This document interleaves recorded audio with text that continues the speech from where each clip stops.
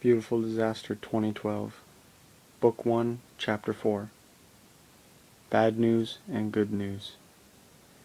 Afternoon broke out finally, and the first floor to the school was no longer accessible. Most of the students became bored of waiting. Most were huddled together in groups on the crowded third floor, while a few went down to the grades 7 and 8 hallway on the second floor, since the third floor was rather crowded. Tobin was cleaning Taylor's wounds. "You all right?" he said, and he looked up at her. She nodded and said, "It hurts."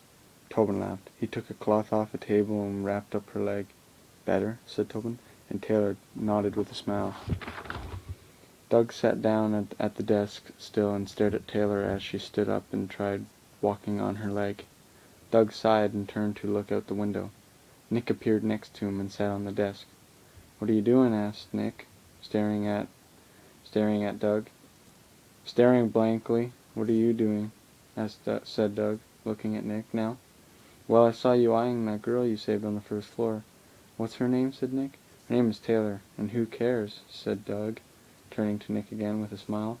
"Make a move." "Well, tell her how you feel," said Nick, happily. "I don't even know if she likes me back." "I'm gonna wait, okay?" said Doug, and he turned to Taylor, which stood over at the window looking out at the weather. "You saved her. You better get sympathy," said Nick, sounding angry suddenly. "Ladies and gentlemen, this is Miss Zare." "I have good news and bad news," came the principal's voice over the PA system suddenly. Everyone turned suddenly to listen to what the principal had to say. "The bad news is that the water's rising still," she said, and there was a small uproar of yelling and screaming. "The good news is the water's rising rather slowly. The teachers and I have come to the conclusion we will spend the night. We have no other choice," she said over the PA, and yet again there was a little louder uproar of students screaming. Doug stood up from the chair, and Nick watched as he left the room. "Doug," said Tobin, as he followed him from the room. Taylor turned and followed the two of them from the room. "Where is he going?" asked Shane. Nick turned and shrugged his shoulders.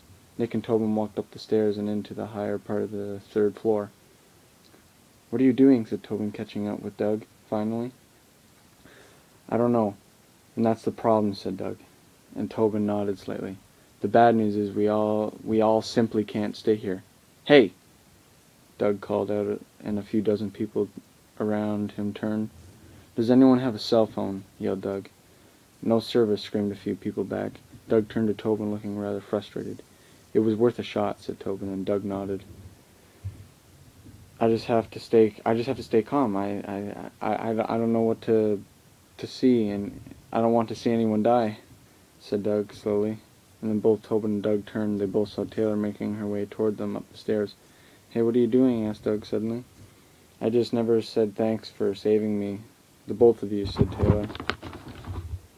Tobin laughed.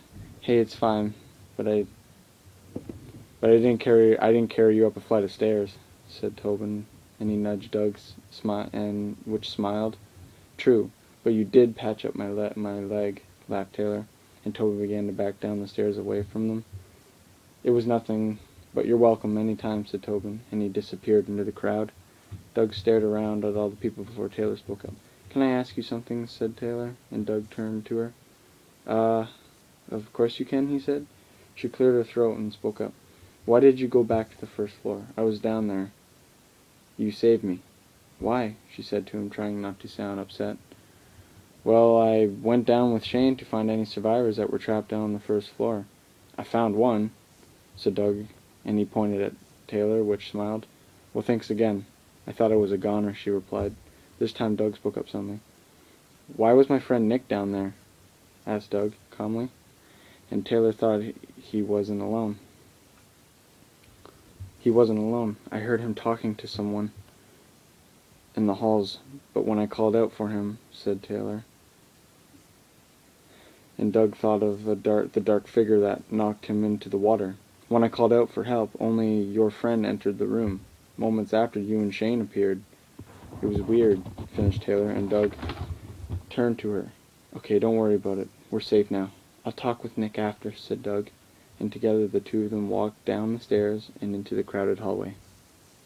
To be continued in Chapter 5.